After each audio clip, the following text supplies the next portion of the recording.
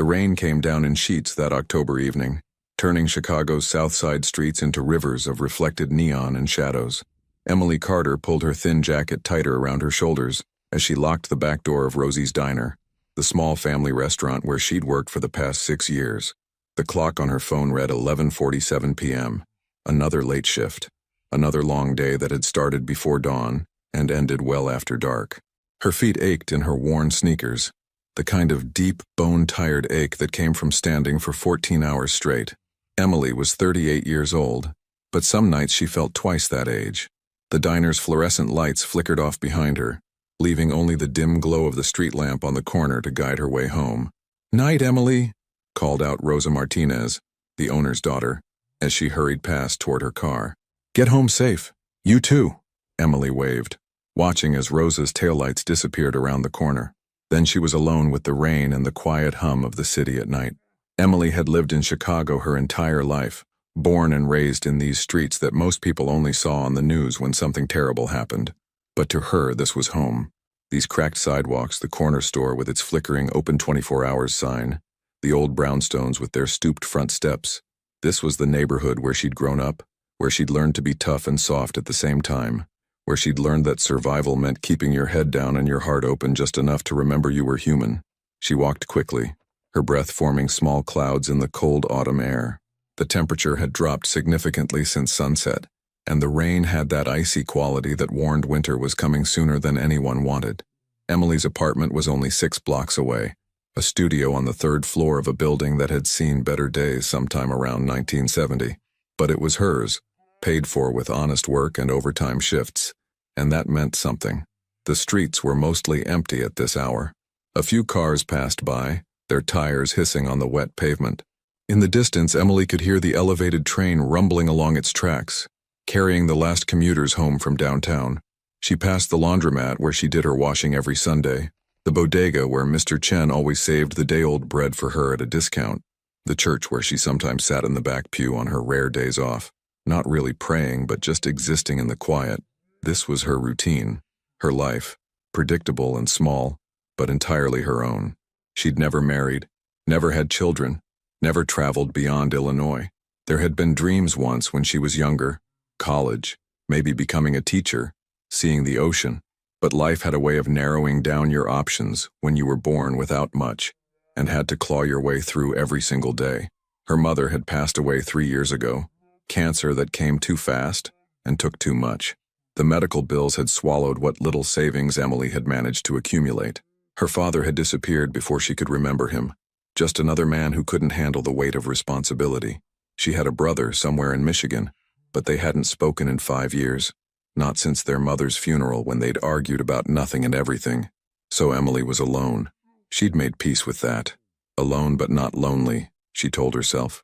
She had regular customers at the diner who knew her name, co-workers who traded shifts when she needed them, a landlord who sometimes let rent slide a few days when money was tight. She had her books, checked out from the library, and stacks of 4 every week.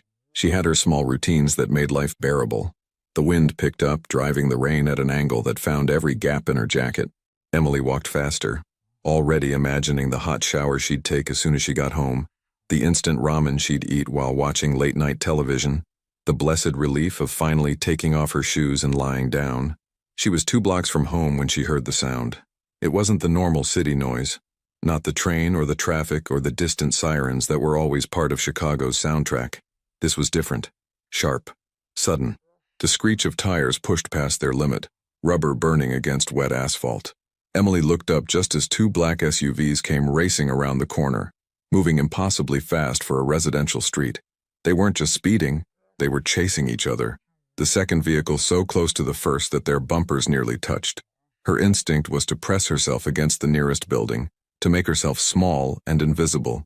In neighborhoods like this, you learned quickly that some things weren't your business, that curiosity could get you hurt, that the best response to danger was to look away and keep walking. But then she saw him, a little boy, no more than 9 or 10 years old, standing on the corner directly in the path of the chase. He was frozen, clutching a backpack to his chest, his eyes wide with terror. He wore a private school uniform, navy blazer, crisp white shirt, tie, completely out of place in this part of town at this time of night. Everything seemed to happen in slow motion and too fast all at once. The first SUV swerved, trying to avoid the child. The second vehicle pulled alongside it, and Emily saw the rear window sliding down. She saw the dark shape of something being raised, pointed. She didn't think. There was no time for thought, no moment of decision. Her body simply moved. Emily ran. Her tired legs found strength she didn't know she had. She covered the distance between herself and the boy in seconds that felt like hours. She could see his face clearly now. Dark hair, pale skin, tears streaming down his cheeks, absolutely petrified. "Get down!" she screamed, but her voice was lost in the chaos of engines and screeching tires. She reached him just as the sound erupted. Not an explosion, not fireworks, but something sharp and specific that cracked through the rain-soaked air. Emily grabbed the boy and turned her body, wrapping herself around him like a shield, pulling him down toward the ground. The impact hit her right shoulder, spinning her partially around. It felt like being punched by something impossibly hot and impossibly hard at the same time. The force of it drove the breath from her lungs. She and the boy went down together on the wet sidewalk, Emily taking the brunt of the fall. Pain, immediate and overwhelming. It radiated from her shoulder down her arm and across her chest. Emily's vision blurred, and she tasted something metallic in her mouth.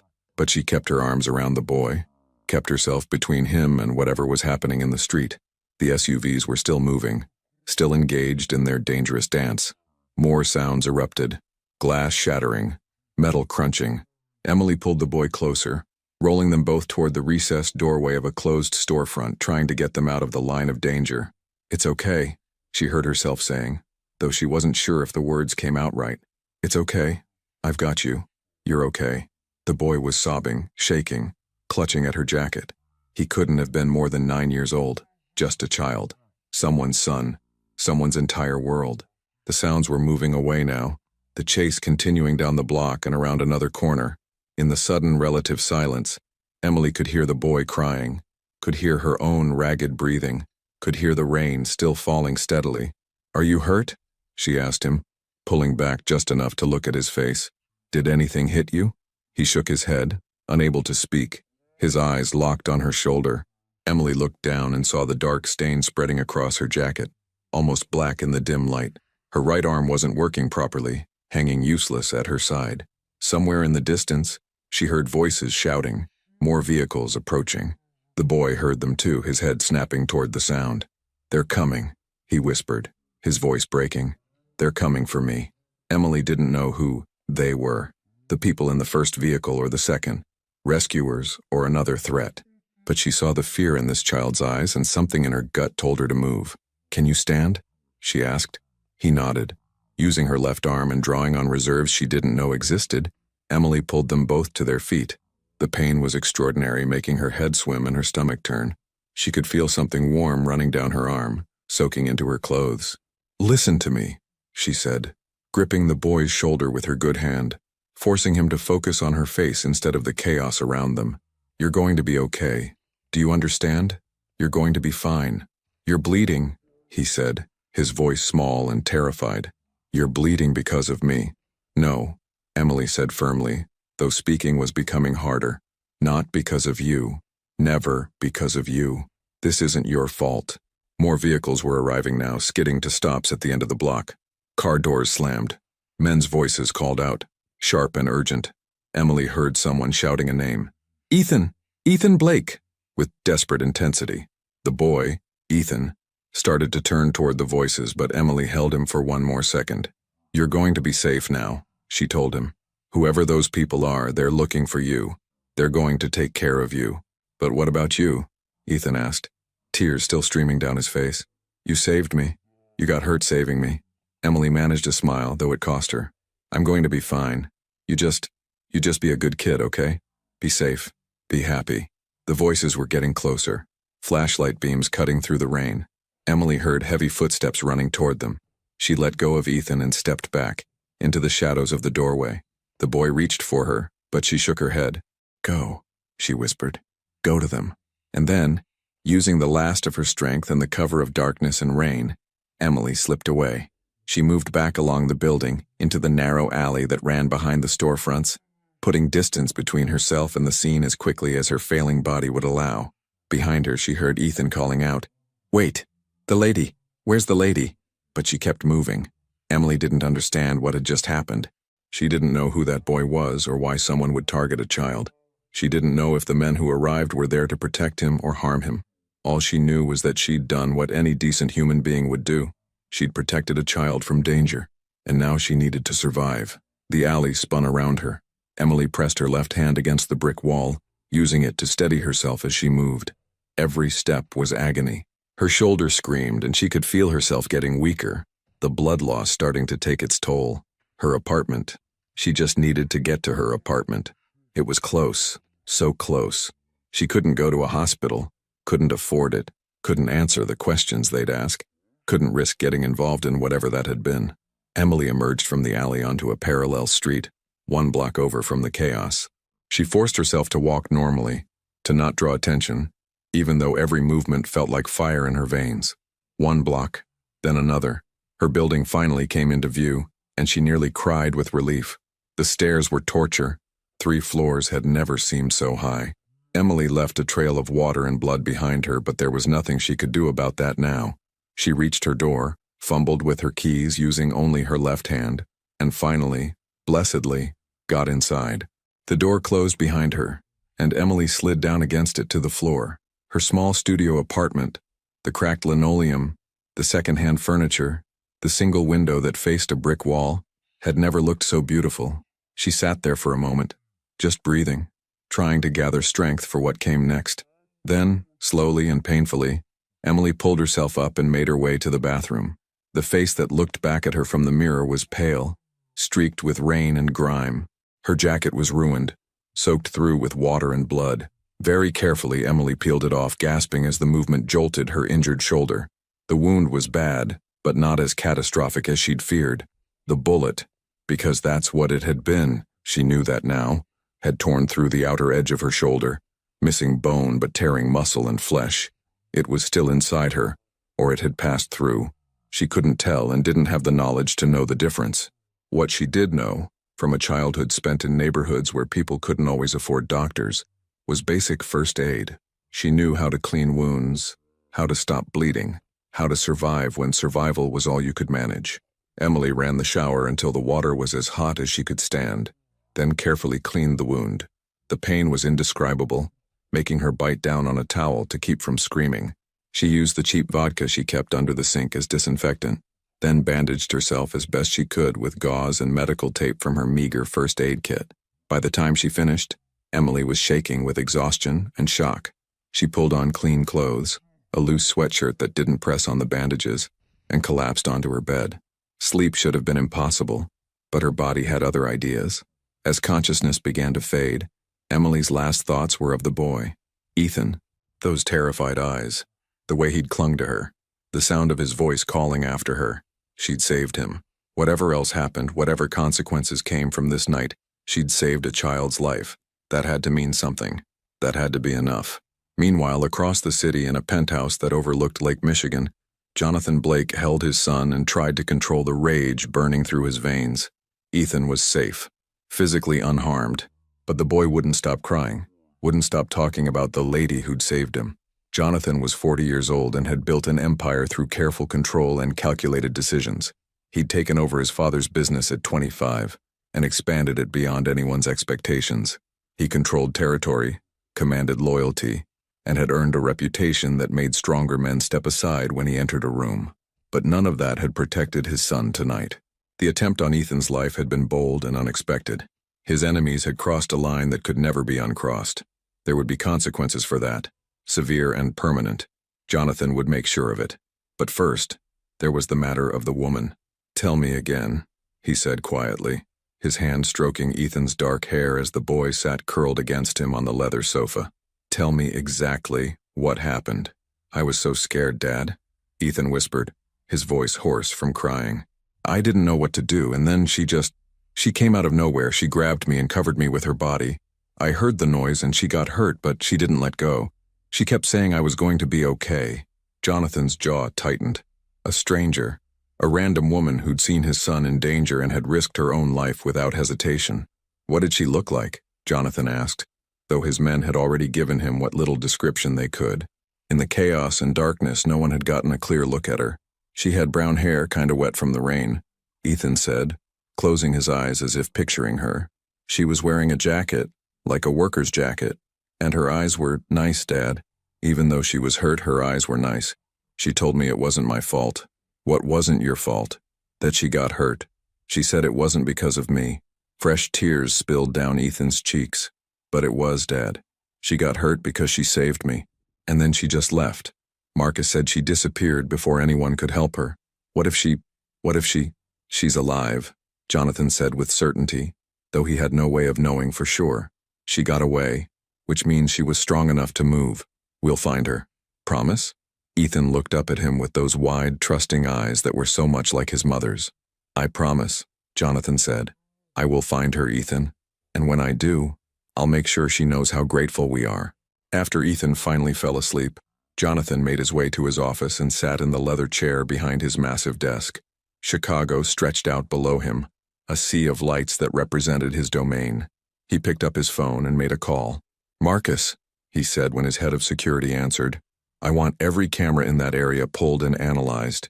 Every business, every traffic light, every doorbell. I want witness statements from everyone who was on those streets tonight. Someone saw her clearly. Someone knows something.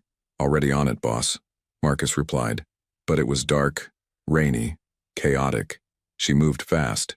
She was wounded, Jonathan said, which means she either went to a hospital or went to ground somewhere local. Check emergency rooms within a 5-mile radius discreetly and canvass the neighborhood.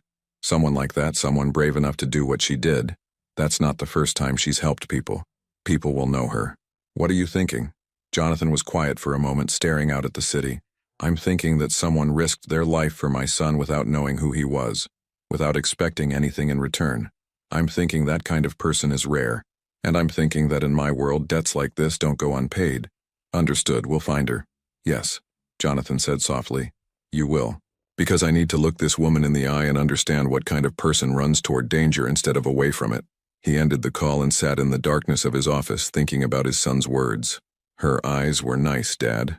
Jonathan Blake had spent 20 years building walls around himself and his family, creating layers of protection and distance between them and the rest of the world. He'd learned early that trust was a liability, that kindness was weakness, that in his business you survived by being harder and more ruthless than everyone else. But tonight, a stranger had shattered all his carefully constructed defenses with a single act of selfless courage. And Jonathan Blake needed to know why. The morning after came too quickly, and with too much pain.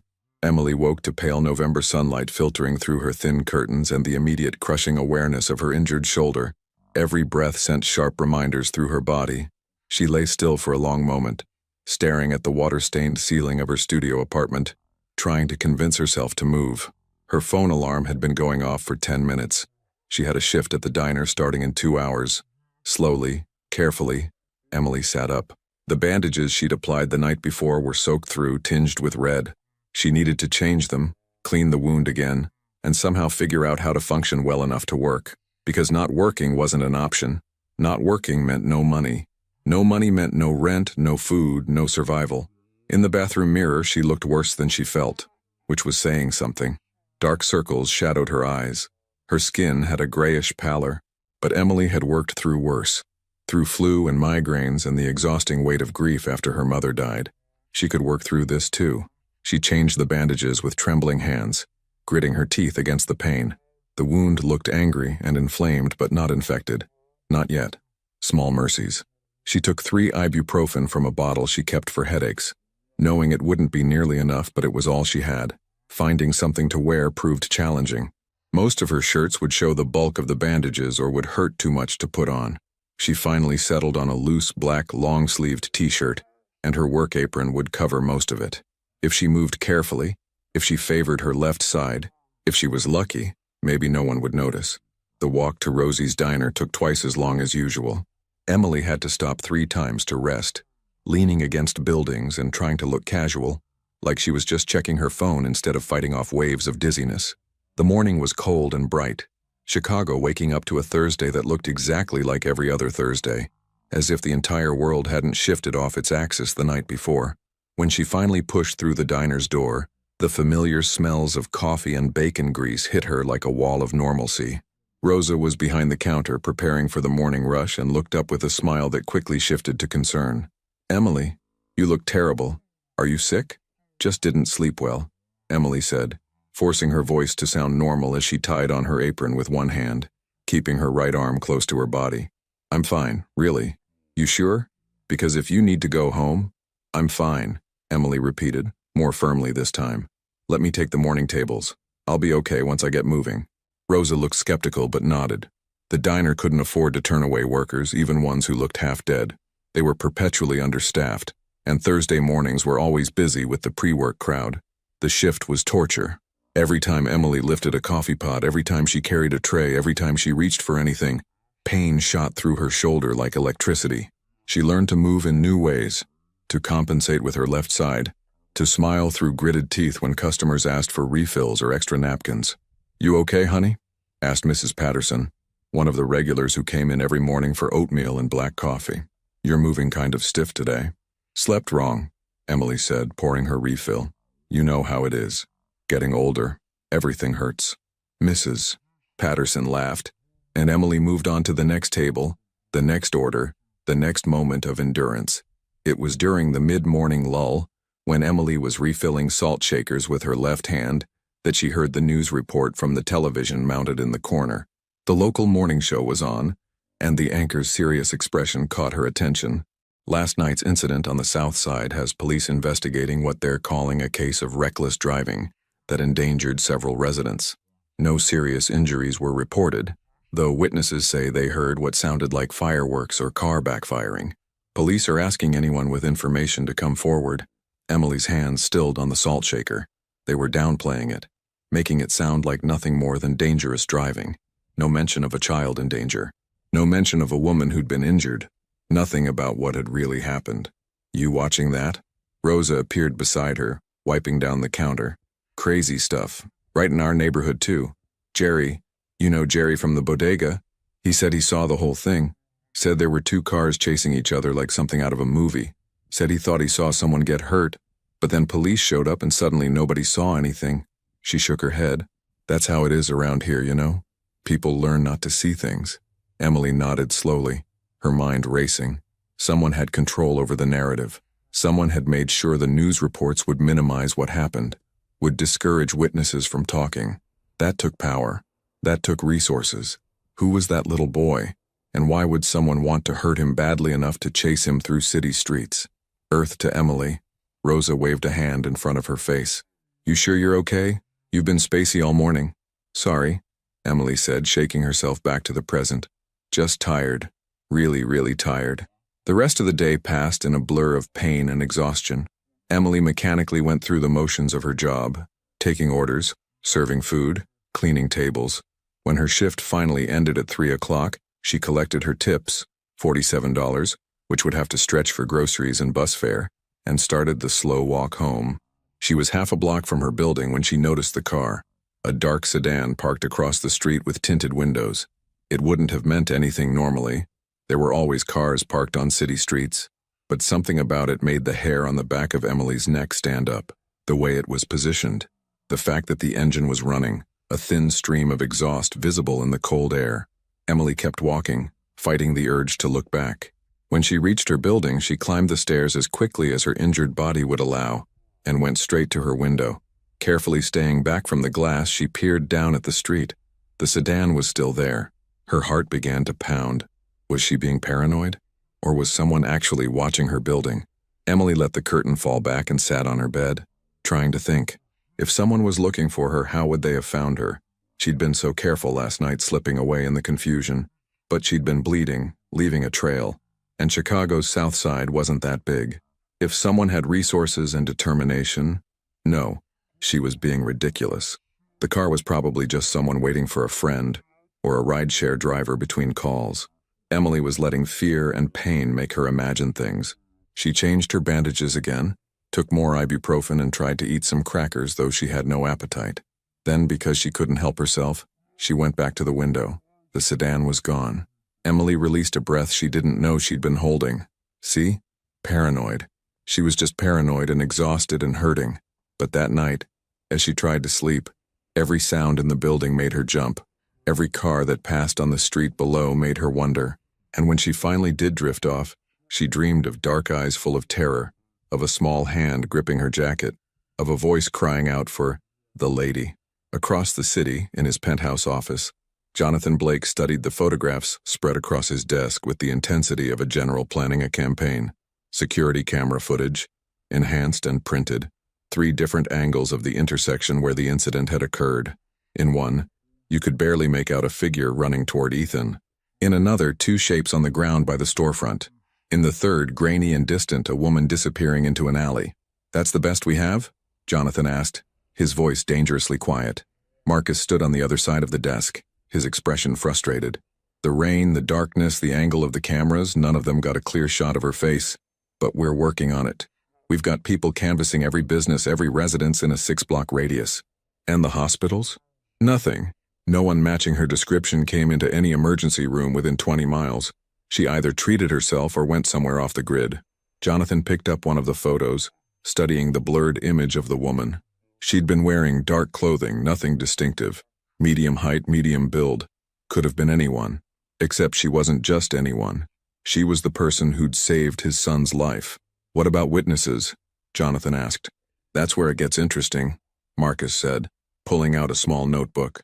"We've talked to about 40 people so far. Most claimed they didn't see anything. Standard neighborhood response. But 3 people mentioned seeing a woman who works at a diner near the scene. One of them said she walks that route home every night after closing." Jonathan's attention sharpened. "Which diner?" "Place called Rosie's. Small family operation. Been there for about 30 years. We're being discreet, boss, like you said. Just asking casual questions, not pushing too hard." "Good."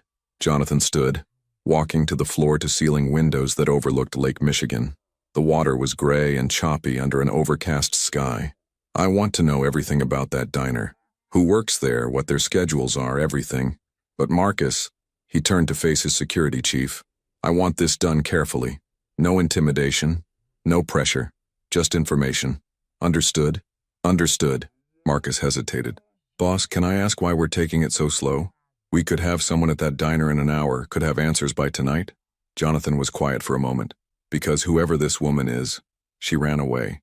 She didn't wait for thanks or payment. She didn't try to leverage what she did. That tells me she's either scared or she doesn't want to be found. And if she's scared, the last thing I want is to make it worse by coming at her with force." "You're assuming she knew who Ethan was?" "No," Jonathan said slowly. "I'm assuming she didn't. I think she saw a child in danger and reacted. No calculation, no agenda. Just," he struggled for the word, "instinct, decency." Marcus looked skeptical. "In my experience, people always want something." "Yes," Jonathan agreed. "Which is why I need to understand this woman. Because either she's genuine, which would be remarkable, or she's playing a longer game than I can see, which would be dangerous." After Marcus left, Jonathan remained at the window, his mind working through scenarios and possibilities. Somewhere in this city was a woman who'd taken a bullet meant for his son. She was hurt, possibly seriously. She was hiding, probably scared, and she had no idea that Jonathan Blake's entire organization was now focused on finding her. The door to his office opened and his son appeared, still in his pajamas despite it being late afternoon. Ethan hadn't gone to school today. Jonathan had kept him home, partly for safety and partly because the boy had barely slept. "Dad?" Ethan's voice was small. "Did you find her?" Jonathan held out his arm and Ethan came to stand beside him at the window. "Not yet, but I will." "What if she's really hurt? What if she needs help?" "Then we'll help her," Jonathan promised. "As soon as we find her, we'll make sure she gets whatever she needs." Ethan was quiet for a moment, staring out at the city. "I keep thinking about her face. She was scared, Dad, I could tell. But she didn't run away. Everyone else was running away or hiding, but she ran toward me." Jonathan felt something tighten in his chest. His son was 9 years old and had already learned that the world was a dangerous place, that people were often motivated by fear and self-interest. But last night, a stranger had shattered that lesson with a single act of selfless courage. "Some people are like that," Jonathan said quietly. "Rare, but they exist. People who see someone in trouble and can't help but try to make it better." "Like Mom was?" Ethan asked. The mention of his late wife sent a familiar ache through Jonathan. "Yes, like your mother was." Catherine Blake had died 4 years ago. A car accident that had nothing to do with Jonathan's business and everything to do with cruel random chance. She'd been the one person who'd seen past his reputation, who'd believed there was something worth loving underneath all the control and calculation. Her death had hollowed him out in ways he was still discovering. "I think Mom would have liked her," Ethan said. "The lady who saved me. I think they would have been friends." Jonathan pulled his son closer, resting his hand on the boy's shoulder. "I think you're right." That evening, Jonathan did something he rarely allowed himself to do. He opened the bottom drawer of his desk and took out a small wooden box. Inside were photographs of Catherine, their wedding day, vacations they'd taken, candid moments captured when she wasn't looking. In one photo, she was at a homeless shelter where she'd volunteered, serving food to people who had nothing. In another, she was kneeling in a garden teaching Ethan how to plant seeds. In a third, she was laughing at something outside the frame, her whole face lit up with joy. Catherine had tried to make him better. She'd believed that his business didn't define him, that he could be both the man who ran an empire and the man who chose kindness when it mattered. After she died, Jonathan had let that belief die with her. But now, because of a stranger's courage, he found himself wondering if Catherine had been right all along. Emily's second day back at work was somehow worse than the first. The pain in her shoulder had intensified, a deep, throbbing ache that no amount of over-the-counter medicine could touch. She'd developed a low-grade fever, sweating through her shirt by noon despite the diner's air conditioning. "That's it," Rosa said, physically taking the coffee pot from Emily's left hand. "You're going home. Now, before you collapse on my floor." "I'm fine." "You're not fine. You've been pale and shaky for 2 days. You're clearly sick with something. Go home, rest, and don't come back until you can stand without wobbling." Emily wanted to argue, but a wave of dizziness made the room tilt. Rosa was right. She needed to rest, needed to properly treat her wound, needed to stop pretending she was okay when she clearly wasn't. "Okay," she conceded, "but I'll be back tomorrow." "We'll see," Rosa said firmly. "Go. I'll have Maria cover your tables." The walk home took forever. Emily had to stop 5 times, each break longer than the last. By the time she reached her building, she was shaking and exhausted, ready to collapse. She was fumbling with her keys at the building's entrance when she heard footsteps behind her. Emily turned, her heart suddenly racing. A man stood on the sidewalk, tall and well-dressed in a dark coat, looking directly at her. For a moment their eyes met. Then he pulled out a phone and appeared to make a call, his gaze never leaving her face. Emily's hands shook harder. She finally got the door open and practically fell inside, letting it slam behind her. She didn't wait for the elevator, couldn't risk being trapped in that small space. Instead, she climbed the 3 flights of stairs, her vision swimming. At her apartment door, she looked back down the stairwell. Was that a shadow moving? Footsteps on the stairs below? Emily got inside her apartment and locked the door, then pushed her small dresser in front of it for good measure. It wouldn't stop anyone determined, but it might slow them down. It might give her warning. She sank onto her bed, trembling. Was she losing her mind? Or was someone really following her?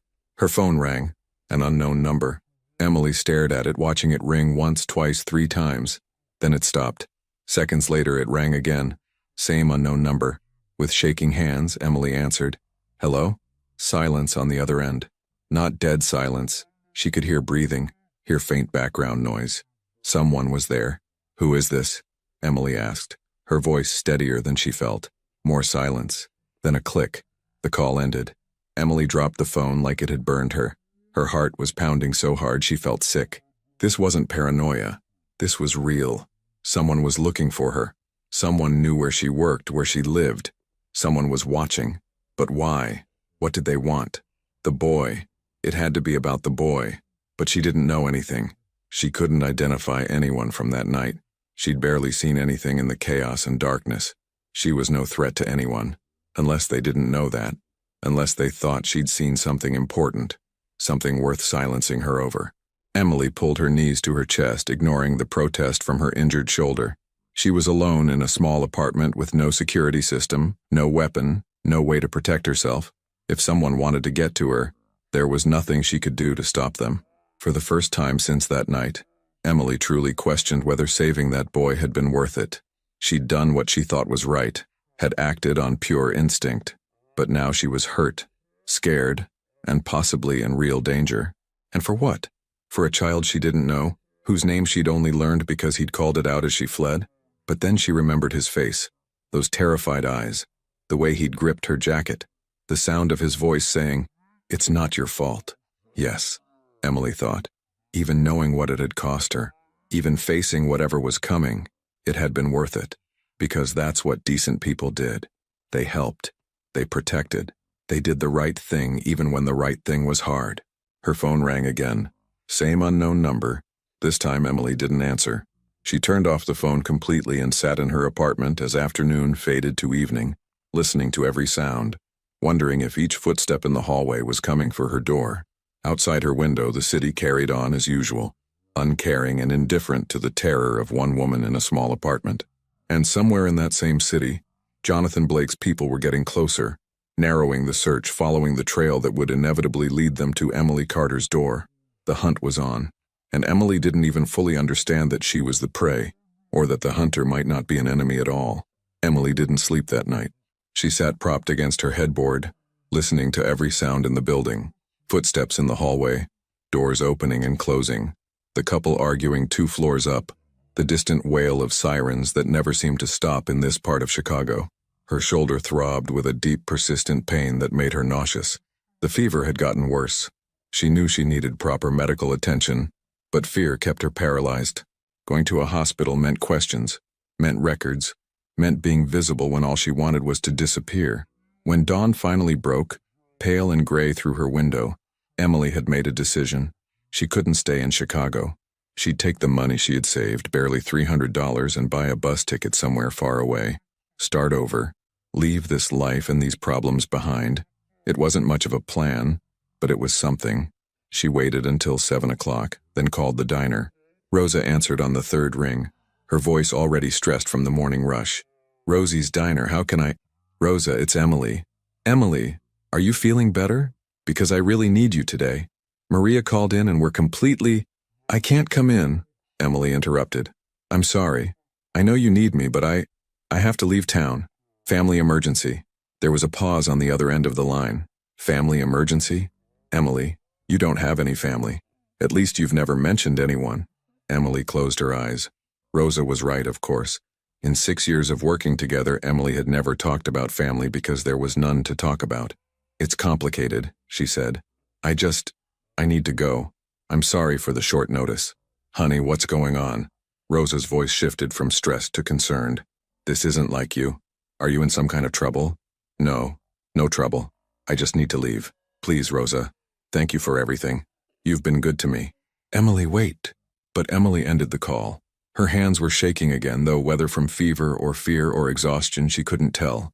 She started gathering her meager belongings. Some clothes, her important documents, the photograph of her mother she kept by the bed. She was stuffing things into an old backpack when someone knocked on her door. Emily froze. The knock came again, firm, but not aggressive. 3 measured raps. "Emily Carter?" A man's voice, deep and calm. "My name is Marcus Chen. I'm not here to hurt you, I just want to talk." Emily's heart hammered against her ribs. She said nothing, didn't move. "I know you're in there," the voice continued, "and I know you're scared, but I promise you're not in any danger. Not from me, not from the people I work for. We just want to talk to you about what happened 3 nights ago." "Go away," Emily managed to say, hating how her voice shook. "I don't know anything. I didn't see anything. Just leave me alone." "You saved a child's life," Marcus said. "His father wants to thank you. To help you, that's all. I don't want help. I don't want thanks. I just want to be left alone." There was a pause. Then, "You're hurt. We know you were injured that night. Let us get you medical attention. Proper care. No questions. No involvement with authorities. Just treatment." How did they know she was hurt? Had they been following her? Watching her? The thought made Emily's stomach turn. "Please go away," she said, louder this time. "I don't want anything from you or the people you work for." Another pause. Longer this time. "Miss Carter, the father of the boy you saved is Jonathan Blake. That name might not mean anything to you, but in this city, it means he has resources. He has influence. And right now, he's using all of it to find you and make sure you're okay. You can talk to me now, on your terms, or eventually this conversation will happen anyway. But I promise you it will be easier if you let it happen now." Emily knew that name. Jonathan Blake. Everyone in Chicago knew that name, even if they pretended not to. He was mentioned in whispers, in news reports that carefully danced around what he actually did. He was power and danger wrapped in expensive suits, and she'd saved his son. I didn't know, she whispered. I didn't know who he was. I just saw a child in danger. I know, Marcus said, his voice gentler now. That's exactly why Mr. Blake wants to meet you. Because you didn't know and you helped anyway. Emily slid down the wall until she was sitting on the floor, her back against the door that separated her from this man who'd found her despite all her efforts to hide. Her shoulder screamed in pain. Her head felt light and heavy at the same time. She was so tired of being scared, so tired of hurting. If I talk to him, she said slowly, will he leave me alone after that? Will all of you just let me go back to my life? I can't make that promise, Marcus admitted. But I can tell you that Mr. Blake is not a man who forces people into situations they don't want. He wants to thank you, to help you if you'll let him, and to understand why you did what you did, that's all. Emily didn't believe that was all. Men like Jonathan Blake didn't become powerful by being kind and walking away. But what choice did she have? They'd found her. They knew where she worked, where she lived. Running wouldn't change that. Okay, she said finally. I'll talk to him, but not here. Somewhere public. Somewhere with people around. Of course. Mr. Blake suggested the diner where you work, actually. Rosie's. He thought you might feel more comfortable there. The diner. Her territory. Rosa would be there. Other staff. Customers. It was as safe as anywhere could be. When? Emily asked. Is today too soon? Emily almost laughed. Everything was happening too fast, spinning out of her control. But delaying wouldn't change anything. This afternoon, she said. 2 o'clock. After the lunch rush. 2 o'clock, Marcus confirmed. Thank you, Miss Carter. And for what it's worth, what you did for that boy, for Ethan, that took real courage. Ethan. The boy had a name she'd already known but hadn't let herself think about. Ethan Blake, 9 years old. Someone's entire world. After Marcus left, Emily sat on her floor for a long time trying to process what had just happened. Then she forced herself to stand, to clean and rebandage her wound, to find clothes that didn't make her look like she was dying even though that's how she felt. At 1:30, she made her way to Rosie's diner. The walk seemed surreal, like moving through a dream. Chicago carried on around her, people rushing to appointments, cars honking, the L train rumbling overhead, completely unaware that Emily's small, careful life was about to change forever. Rosa looked up in surprise when Emily walked in. Emily, I thought you were leaving town. Change of plans, Emily said. Can I use the back booth for a meeting? It's important. Rosa's eyes narrowed with concern, but she nodded. Sure, honey. Whatever you need. Emily sat in the booth that faced the door, her back to the wall. An old instinct from childhood. Always know who's coming. Always have a way out. She ordered coffee she didn't drink and watched the clock tick toward 2. At exactly 2 o'clock, the door opened and a man walked in. Jonathan Blake didn't look like what Emily had expected. She'd imagined someone older, harder, obviously dangerous. But the man who entered Rosie's diner looked like he could have been a lawyer or a businessman, dressed in dark slacks and a charcoal sweater under a wool coat. He was tall, probably 6'1" or 6'2", with dark hair touched with gray at the temples. His face was handsome in a sharp, angular way, but it was his eyes that caught her attention, dark and intensely focused. Those eyes scanned the diner and found her immediately. He walked over without hesitation, moving with the kind of confidence that came from always being the most powerful person in any room. Emily Carter? He asked, his voice deep and measured. Yes. Emily didn't stand, didn't offer her hand. She just watched him with the same wariness she'd give to any predator. May I sit? She nodded, and Jonathan Blake slid into the booth across from her. Up close, Emily could see the fine lines around his eyes, the set of his jaw that suggested he smiled rarely. He studied her with the same intensity she was using on him. You're hurt, he said finally. It wasn't a question. I'm fine. You're not fine. You're pale. You're favoring your left side. And I'd bet money you're running a fever right now. Emily's jaw tightened. I'll manage. You saved my son's life, Jonathan said quietly. You don't have to manage alone anymore. I don't want anything from you, Mr. Blake. Jonathan, please. He paused, seeming to choose his words carefully. And I understand you don't want anything. That's unusual. In my experience, everyone wants something. Well, I'm not everyone. A ghost of something, amusement, respect, flickered across his face. No, you're clearly not. Rosa appeared with a coffee pot, her eyes darting between them with obvious curiosity. Coffee? Please, Jonathan said, pushing the cup toward her. After she left, he continued. I need to understand something, Miss Carter. You saw a child in danger, you didn't know who he was, didn't know if helping him would bring trouble down on you. But you did it anyway. Why? Emily stared at him, trying to understand the question. Why? Because he was a child. Because someone was trying to hurt him. What else would I do? Most people would run. Most people would look away. Self-preservation is a powerful instinct. Maybe I'm not most people, Emily said, echoing his earlier words back to him. Jonathan Blake was quiet for a long moment, studying her with those dark, penetrating eyes. Emily held his gaze, refusing to look away, even though everything in her wanted to. My son hasn't slept properly since that night, Jonathan said finally. He keeps waking up from nightmares. And when I ask him what he dreams about, you know what he says?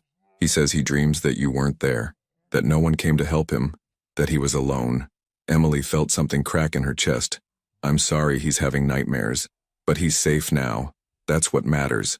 He wants to meet you, Jonathan said, to thank you properly, to know that you're okay. No, Emily said immediately. Absolutely not. Mr. Blake, Jonathan, I appreciate that your son wants to thank me, but the best thing for both of us is to forget this ever happened. He goes back to his life, I go back to mine, and we pretend we never crossed paths.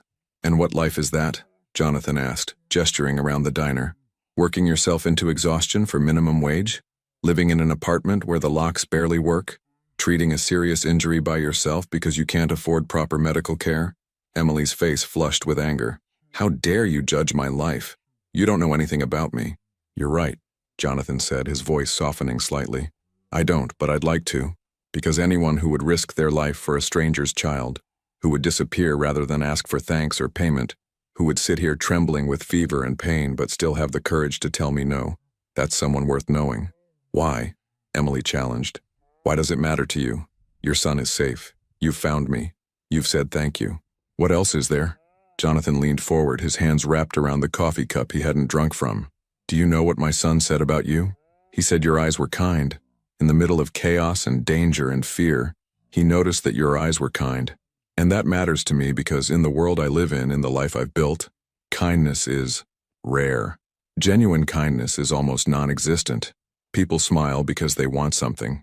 They help because they expect something in return. But you didn't want anything. You just saw someone who needed help and you helped. That's just being a decent human being, Emily said. Exactly, Jonathan replied. And do you have any idea how rare that is? How powerful that is? Emily didn't know how to respond to that. She looked down at her coffee, at her reflection distorted in the dark liquid. Let me help you, Jonathan said. Medical care at minimum. I know people. Doctors who are discreet, who won't ask questions. Let me at least do that much. And if I say no, then I'll respect that. But I'll also continue to worry that the woman who saved my son's life is suffering because of that choice. Emily looked up at him, searching his face for deception or manipulation. But all she saw was sincerity, and somehow that was more frightening than any threat would have been. I don't understand you, she admitted. I don't understand what you want from me. I want to know that you're okay, Jonathan said simply. I want my son to be able to sleep at night knowing that the woman who saved him is safe and healthy. And selfishly, I want to understand how someone can be that selfless in a world that teaches us all to look out for ourselves first. Before Emily could respond, the door to the diner burst open and a small figure came running in. Dad! Ethan Blake's voice rang out across the diner. I saw your car. I told Marcus to stop. The boy froze as his eyes found Emily. For a moment they just stared at each other, the woman who'd saved him and the child she'd protected. Then Ethan was moving, running toward their booth. Jonathan started to rise to intercept him, but Ethan was too fast. He reached Emily and threw his arms around her neck before anyone could stop him. It's you, he sobbed into her shoulder, her injured shoulder making Emily gasp with pain. It's really you. I thought I'd never see you again. Emily's arms came up automatically, wrapping around the crying child despite the agony in her shoulder. Hey, it's okay. I'm here. You're okay. You left, Ethan said, pulling back just enough to look at her face, tears streaming down his cheeks. You saved me and then you left and I didn't even know your name. I didn't get to say thank you. You don't need to thank me, Emily said softly, using her left hand to wipe the tears from his face. You don't owe me anything. Yes, I do, Ethan insisted. You got hurt because of me. Dad said you got hurt really bad, and it's all my fault. No, Emily said firmly, holding his face between her hands and making him look at her. Listen to me, Ethan. What happened to me was not your fault. You didn't do anything wrong. You were just in the wrong place at the wrong time, and I did what any good person would do. Okay? But you're hurt. I'll heal, Emily promised, even though she wasn't entirely sure that was true. Bodies are tough. They fix themselves. Ethan wiped his eyes and studied her face with that intense focus children have. You really have kind eyes, he said. I told Dad, but I wasn't sure I remembered right. But you do. Emily felt tears prick her own eyes. She looked up at Jonathan, who was standing beside the booth, watching this reunion with an expression she couldn't quite read. I'm sorry, Jonathan said. I told him to wait in the car. He's stubborn when he sets his mind to something. I wonder where he gets that from, Emily said dryly. A hint of a smile touched Jonathan's mouth. A mystery. Marcus appeared in the doorway, looking apologetic. Sorry, boss. He was out of the car before I could stop him. It's fine, Jonathan said, though his eyes never left Emily and Ethan. Ethan was still standing close to Emily, holding her good hand.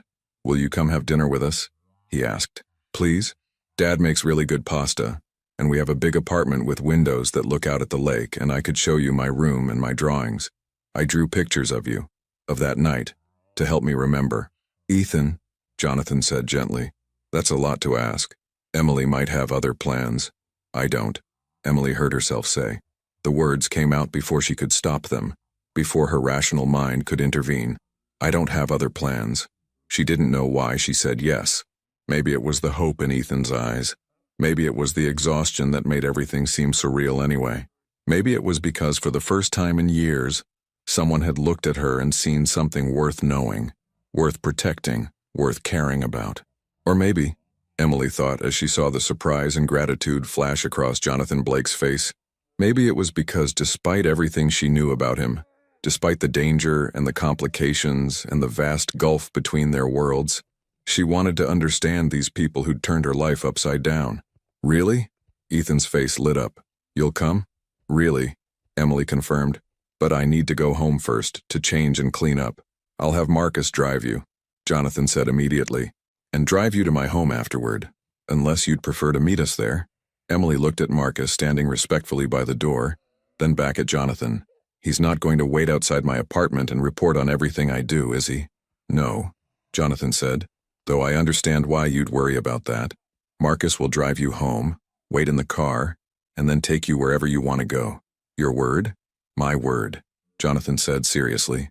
Emily nodded slowly. Okay. As she stood to leave with Marcus, Jonathan touched her arm gently. Emily, thank you for saying yes. It means more than you know.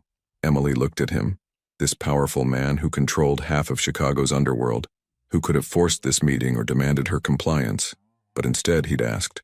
He'd respected her right to say no. He'd shown her something she hadn't expected. Humanity, vulnerability, gratitude. Don't thank me yet, Emily said. I haven't decided if this is the worst decision I've ever made. That ghost of a smile returned to Jonathan's face. Fair enough. As Marcus drove her home through Chicago's afternoon traffic, Emily stared out the window at the familiar streets and wondered what she'd just agreed to. Dinner with a man whose reputation made hardened criminals nervous. Time with a child who'd already crawled into her heart in the space of 5 minutes.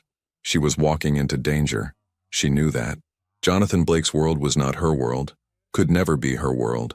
But for one evening, maybe she could give a frightened little boy some peace. Maybe she could look Jonathan Blake in the eye and understand what kind of man could be both feared and loving, both dangerous and desperate to do right by his son. And maybe, just maybe, Emily would discover something about herself in the process, about the kind of person she wanted to be, about the courage it took not just to save a life, but to let that life touch hers in return. The city rushed past her window, vast and indifferent.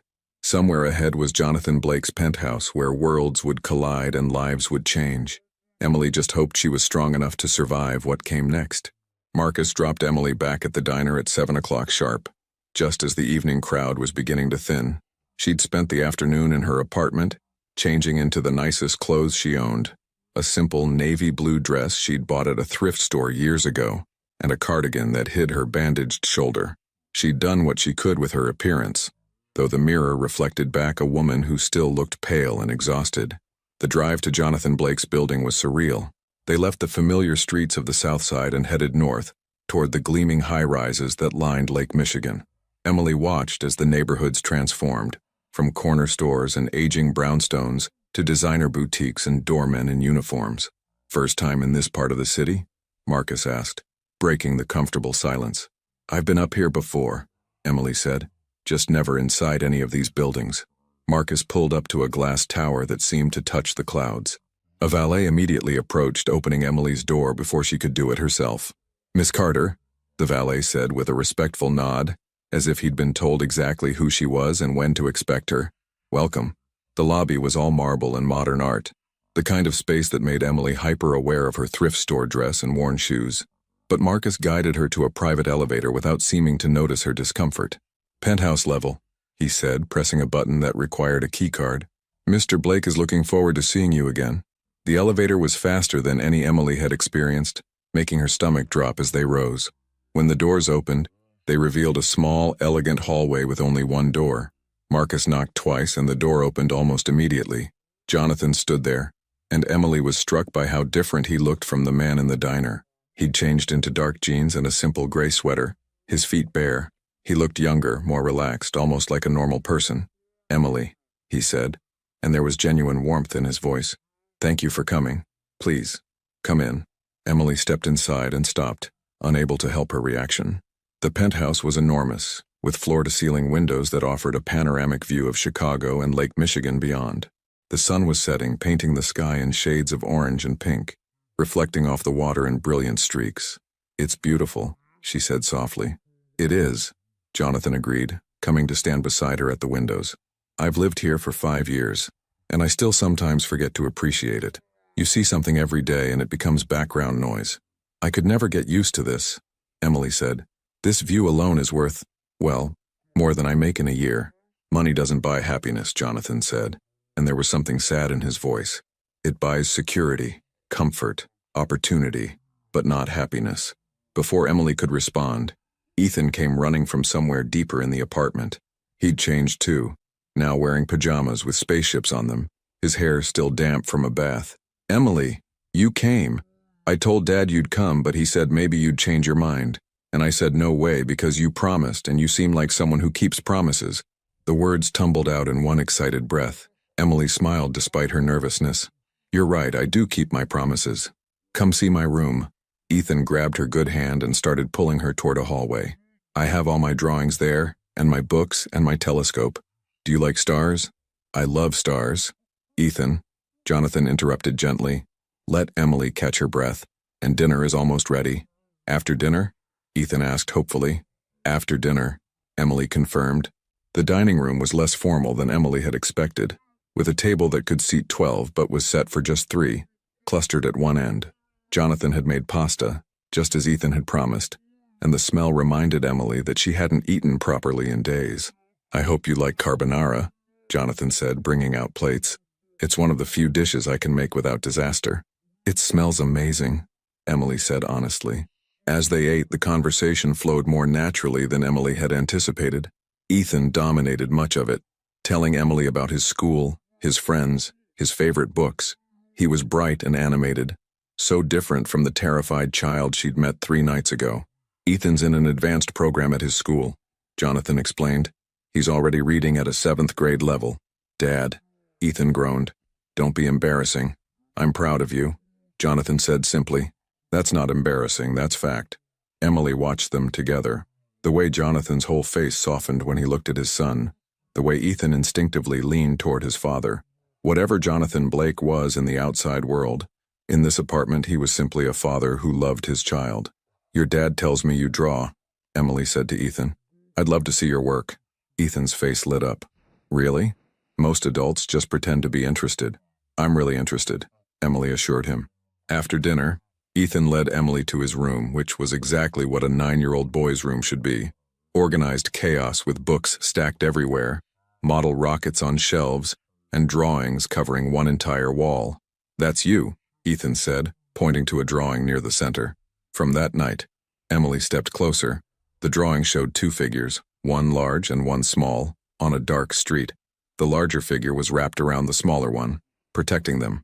Despite the childlike style, there was something powerful about the image. "You're really talented," Emily said. "Dad says art helps us process our feelings," Ethan said, suddenly sounding older than his years. "After Mom died, I drew a lot of pictures. It helped." Emily's heart ached. "I lost my mom too, 3 years ago." Ethan looked up at her with understanding beyond his years. "Does it get easier?" "Yes and no," Emily said honestly, sitting on the edge of his bed. "The pain gets quieter. You learn to carry it, and you remember the good things more than the sad things."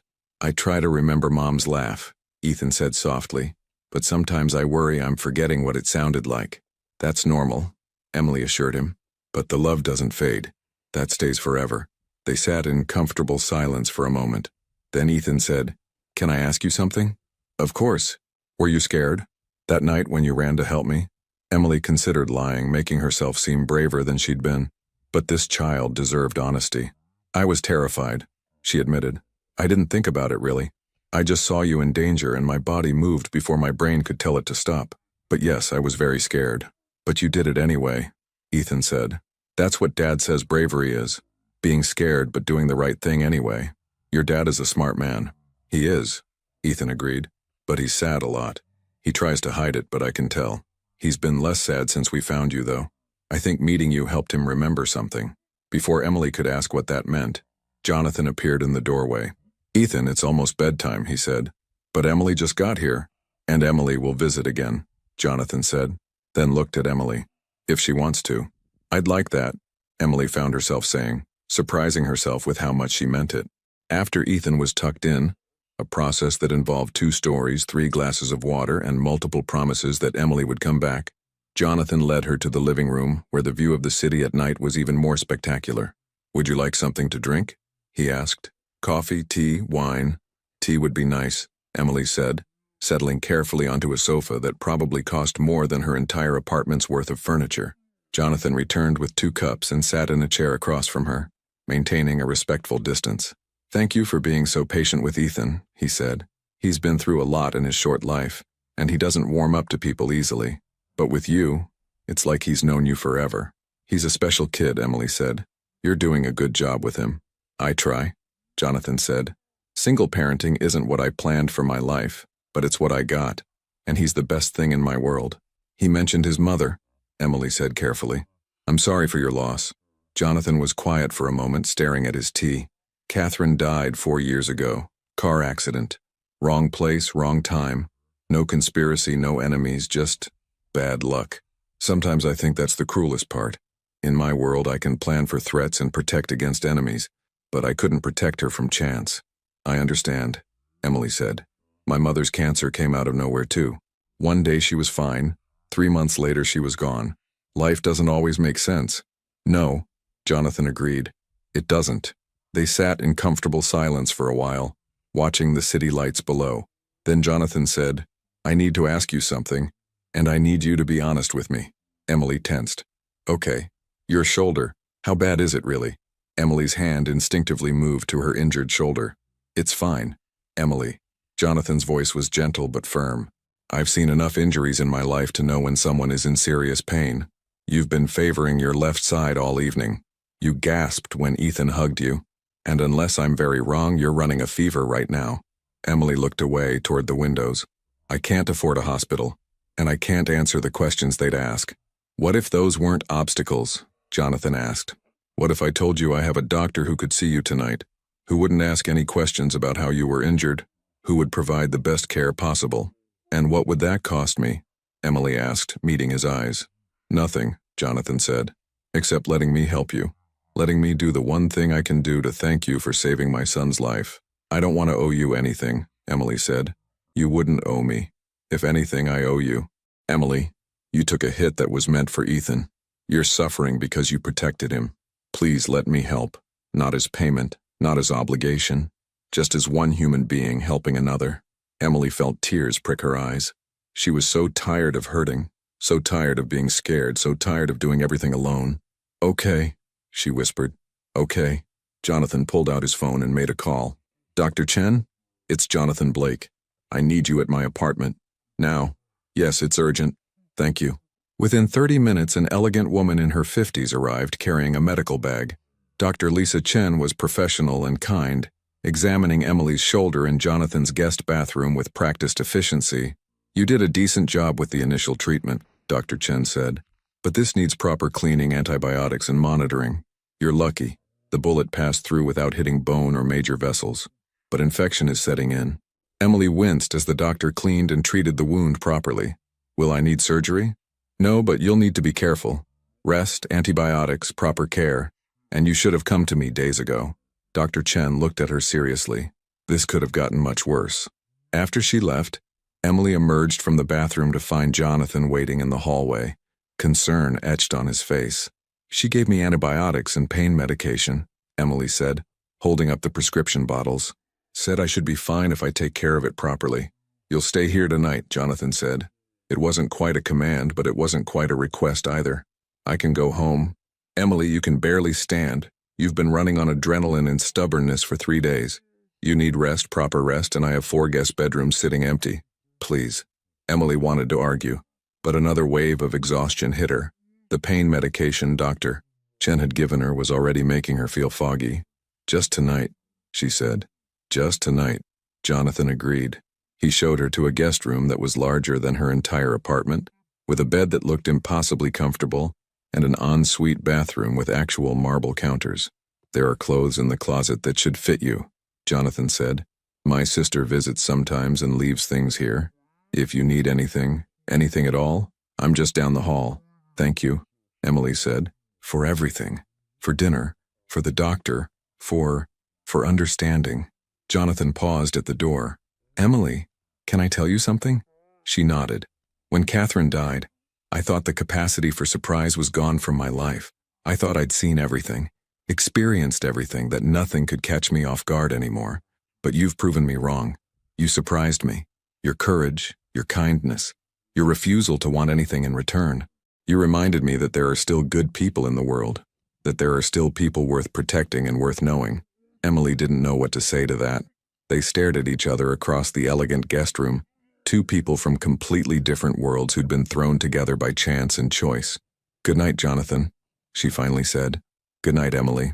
That night, for the first time since the incident, Emily slept deeply and without nightmares.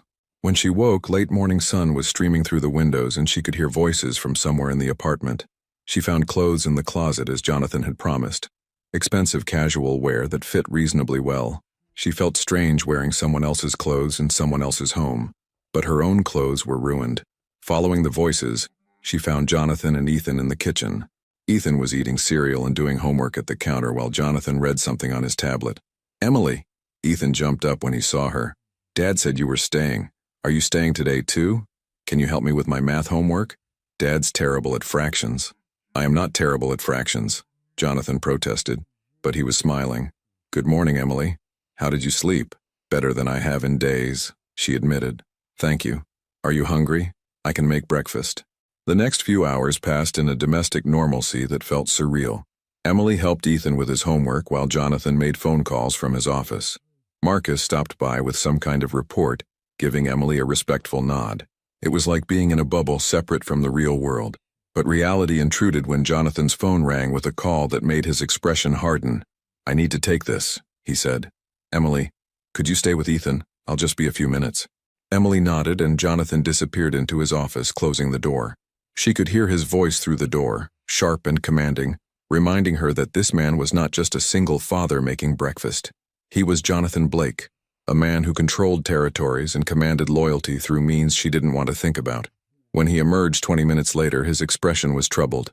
Ethan, he said, go to your room for a bit, please. I need to talk to Emily alone. Ethan looked between them, concerned, but obeyed. Once they were alone, Jonathan sat across from Emily at the dining table. There's a problem, he said quietly. The people who tried to hurt Ethan, they know about you now. They know you saved him. They're asking questions, looking for you. Emily's blood ran cold. What does that mean? It means your apartment isn't safe anymore. It means going back to your normal life might put you at risk. Jonathan ran a hand through his hair. I'm sorry. This is exactly what I was trying to prevent. So what do I do? Emily asked, trying to keep her voice steady. Hide? Run?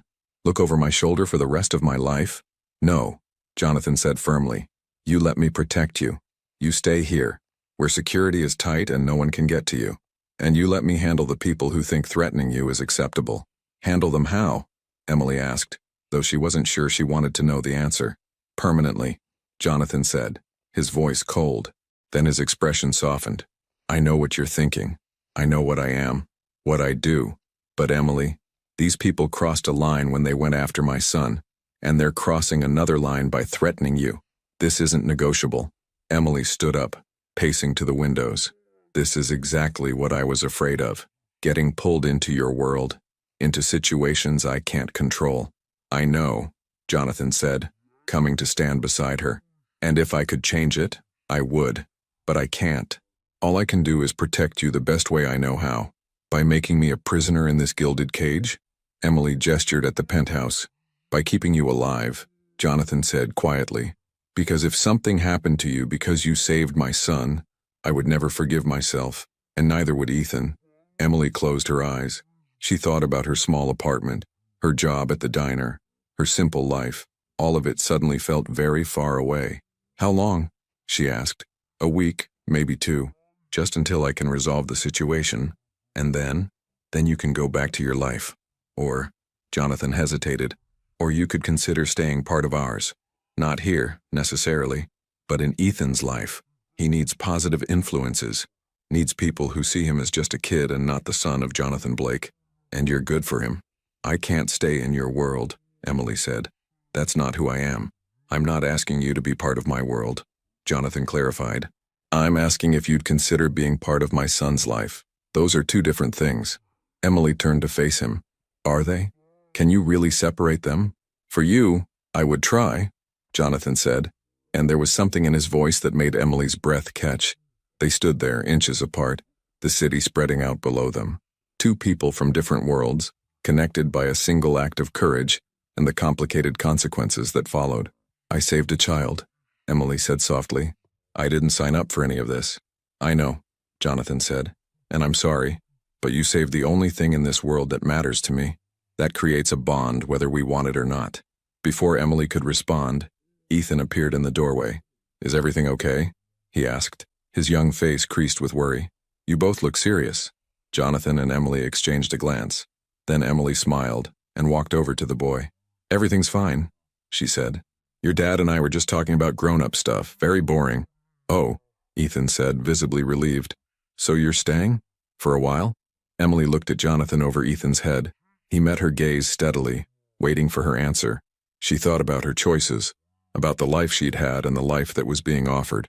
She thought about this child who'd crawled into her heart, and the man who was both dangerous and devoted.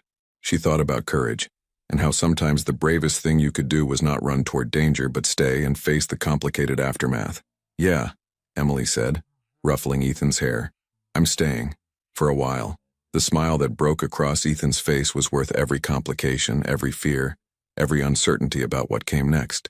Can we watch a movie? Ethan asked. We have a theater room with a huge screen and everything. A theater room? Emily raised an eyebrow at Jonathan. Really? He shrugged, almost sheepish. Ethan wanted it. As Ethan dragged her toward the theater room, chattering about his favorite movies, Emily caught Jonathan watching them with an expression she couldn't quite read.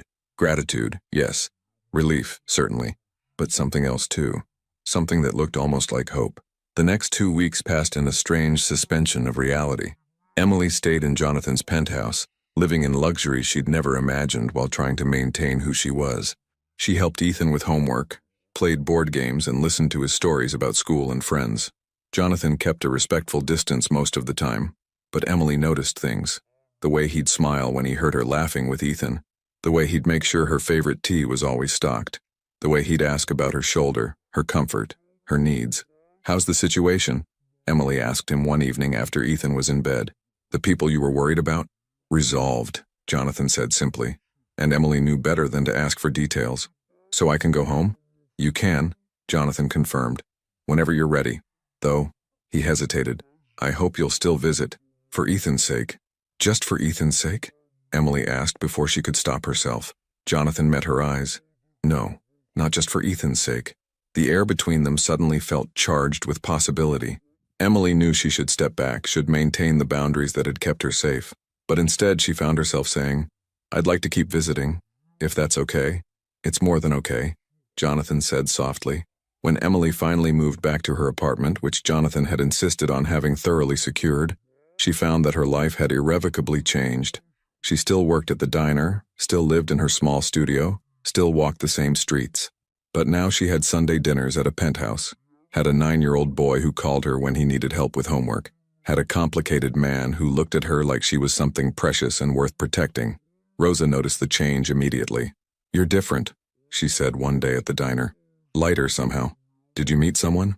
Emily thought about how to answer that. She'd met 2 someones, actually.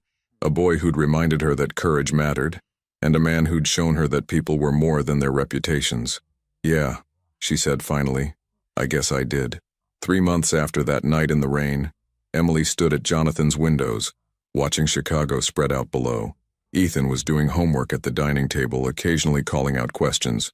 Jonathan was in his office, handling business she didn't ask about. Her shoulder had healed, leaving only a small scar. But the other changes ran deeper. Emily had learned that life could expand in unexpected ways, that connections could form across impossible divides, that sometimes the scariest thing was not running toward danger, but opening your heart to possibility. "Emily?" Ethan called. "Can you help me with this problem?" "Coming," she called back. As she turned from the window, she caught Jonathan watching her from his office doorway. He smiled, a real smile that transformed his usually serious face, and Emily smiled back. She had saved a boy's life one rainy night in October. She'd expected nothing in return, but what she'd received was everything. A family that wasn't hers by blood but by choice. A home that wasn't hers by ownership but by belonging. And the understanding that sometimes the most important moments in life came from split-second decisions made with an open heart. Emily had run toward danger to protect a stranger's child, and in doing so, she'd found the family she'd been missing all along. The debt, it turned out, had never been Jonathan's to pay. It had been life's gift to both of them. A second chance at connection, at trust, at building something good from a moment of chaos. As Emily settled in to help Ethan with his homework, with Jonathan joining them at the table and the 3 of them working together in comfortable companionship, she realized something important. She'd saved Ethan that night in the rain, but in all the ways that mattered, they'd saved her right back.